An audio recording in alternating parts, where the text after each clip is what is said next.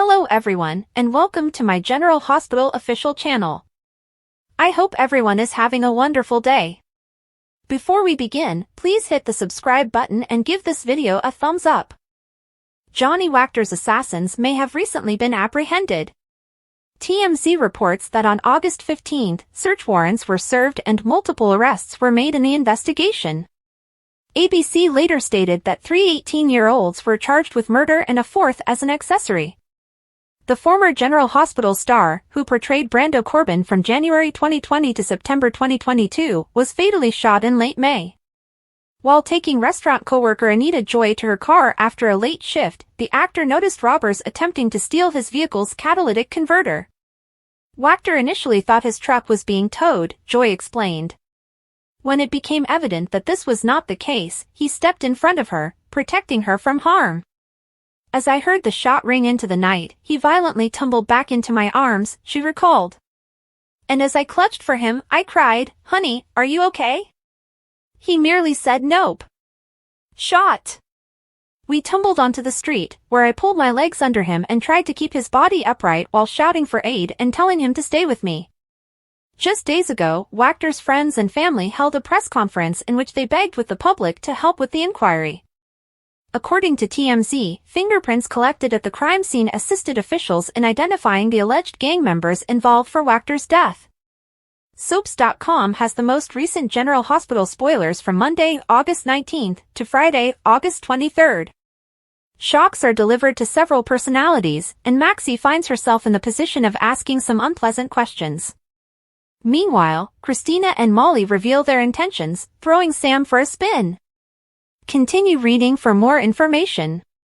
Even after everything Laura has been through, what happens today will demonstrate that she is still capable of being startled. Jason's alliance with Anna appears to be over when he calls her out. Is John deliberately pushing all of Sonny's buttons? Will he get the reaction he is hoping for? When Alexis rushes into action, she demonstrates her ability to solve problems great and small in a single bound. Will Sonny's commitment to Christina prove to be one he can keep? Kevin and Laura demonstrate that they are a true power couple when they work together to devise a strategy. It appears John is about to lose his cool. Or at least the minor chill he had in the first place. Dante feels grateful that Sam is by his side when he needs someone to talk to. Nina and Ava's difficult relationship may become less so after they have an honest chat. Will Ava be able to meet Trina's challenge? Alexis will endeavor to maintain peace. We can only say, good luck with that, lady. Molly is about to uncover an incredible discovery. More, is this why Molly's father, Rick Lansing, returns? Sonny wants to bounce his theory off of someone. Who is better than Jason? When Anna offers a severe warning to someone, she demonstrates that she is not to be underestimated. Who steps in to help Molly when she needs it? Sonny and Ava had been fighting for quite some time. But will his offer help mend their wounds? Things have been difficult between Jocelyn and Trina lately, but they're going to do what BFFs do, try to sort things out. Christina manages to push things not only to the brink, but over it. Maxie has a few questions that Natalia may not be in the mood to answer. Laura and Elizabeth find themselves on the same page. We don't think of Lois as easily rattled, so what managed to shake her up today? Molly expresses her determination. Dante confides in Chase. Is this talk related to what catches Sam completely off guard? Maxie feels she should have expected this from James. She adds Mac may not like it, but Cody has pushed his way into James' heart and will not leave. She also knows James, and he will ensure that no one finds him unless he wants them to. Nina and Willow visit the main house and converse with Michael in the kitchen. Nina has heard the news and is confident Liz will be pleased to have Willow back as a nurse. Willow leaves to resume packing, and Michael thanks Nina for keeping their talk between them. Nina wishes Michael a wonderful vacation at the beach with his family, as he deserves it. Michael invites Nina to a family dinner. Willow and the kids are looking forward to seeing her. Drew will also be present. Nina thanks him and says she'll be there as well. Back at the boathouse, Cody appears and calls out James' name. James yells for assistance from the water, and Cody jumps in. he manages to get to James and pull him out. Mac arrives just as Cody is pulling James out. James informs Cody, "You saved me." The boy hugs Cody. Tracy refuses to do business with Sonny because she does not want their brand associated with his criminal activities. Natalia summoned Lucy, who enters. Lucy wants to know what's on the agenda. Brooklyn informs her that Sonny intends to make a multi-million-dollar investment in deception. Lucy adores Sonny and this idea. Tracy refuses to allow Sonny to participate in this company, and he will not be content with simply being a silent partner. She also believes they don't need to bring in a stage mother who has spoken nasty things about her daughter. Natalia said she will regret hurting her daughter till the day she dies, but she did an excellent job handling her daughter's funds. Brooklyn agrees that Natalia's reputation contradicts what deception stands for. Natalia points out that as CFO, she would work behind the scenes. Lucy embraces the concept and believes it is best for deception. Lucy believes they need a CFO, so Tracy advises she put out feelers with the many companies ELQ deals with. Lucy says they will have to invest money as part of the work. Lucy yells at Tracy, claiming she noticed all the red flags on their previous quarterly report and that they need money. Natalia claims that dealing with the red arrows will be her entire duty, not dealing with the items or marketing. Tracy believes that accepting Sonny's money will turn them into bookies and smugglers. Lucy realizes she isn't comfortable working with Sonny, so she needs to call her folks and locate millions of cash to match Sonny's offer. At Sonny's, he and Lois continue to talk about his financial donation to deception. When Jason comes, Sonny wonders if Lois can trust him. Sonny explains that he simply wants to invest in deception to aid Brooklyn. Lois is concerned that Sonny is doing this partly for Natalia, and she does not want him to park his mob money at deception. Sonny guarantees her that the money is clean, and Jason can confirm it. Jason assures her that the money is clean and that they have been audited by the IRS numerous times and have never been found careless or guilty of anything.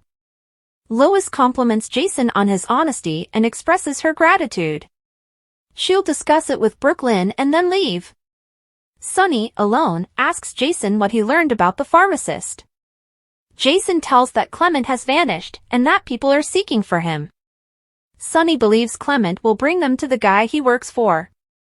Jason receives a call from Brick, and Cates is last seen escorting Clement out of the hospital. Jason wonders why Cates would become involved and speculates that he may have ordered the pharmacist to adjust his medications. Sonny wouldn't put it past him. Brick texts to say that Cates is visiting Ava's exhibition with Ava and Scott. Sonny wants to keep an eye on all three. Jason believes that the FBI will eventually have to rein in Cates. Sonny believes this is personal for Jagger, who is willing to cross lines, and he may have to do the same. Lois arrives in deception as Natalia makes a case for herself and accepts Sonny's money. Tracy believes that without Maxie, she must be the voice of reason. Lois believes Tracy is making solid arguments, and Tracy appreciates her sensible thinking. Tracy claims Sonny would sell out his mother to gain money. Lois claims Sonny has always kept his word and believes his money is clean. Natalia promises to conduct a comprehensive forensic scan of Corinthio's coffee, and if she discovers anything suspicious, she will terminate the agreement. Lucy welcomes Natalia, their new CFO. Tracy remains concerned about Sonny's involvement. She cautions them that letting him in would mean the end of deception, and they'd be lucky not to be hauled out in handcuffs. At Ava's gallery, Cates informs her that he has finally gotten Sonny where he wants him, and it is all because to her. He offers her a strong hug. She inquires as to his backup plan in the event that luring Sonny to the pharmacy fails. Cates does not have one because he believes Sonny will come seeking for Clement. She claims that if Sonny murders Clement, she will lose leverage over him. Kate will not let it happen, and he assures her of his protection. Scott comes, and Ava advises Cates tell Scott about his proposal and see if he thinks it's a good idea. Cates describes his idea, and Scott inquires about how he might assist, as this will ultimately result in justice for Karen. Ava requests that Sonny also pay, but this appears hazardous. She claims Clement may reveal that she knew Sonny's medications were tampered with. Scott says they will negotiate an agreement with him to keep quiet. Kate insists that they first transport Clement to a secure location. Scott believes he can handle it. Kate asks Scott where he'll take Clement. Scott recommends Windmere, whereas Kate believes it is ideal because it is on an island with no neighbors. Scott sets out to pick up Clement and says they'll meet there. Ava remains opposed to Scott's proposal even after he leaves. She claims that his approach puts everyone at risk except Kate's. She is concerned that if this does not work, she will still face attempted murder charges. She notices that there are photographs of her and Christina. Kate has seen them, but from another perspective, they could tell a different story about what transpired in that room. Scott arrives at the cabin to pick up Clement. The pharmacist asks who he is. Scott says he's come to save him. General Hospital felt a little more subdued this week, in contrast to the intensity of the previous 2 weeks, which focused mostly on Christina and the baby.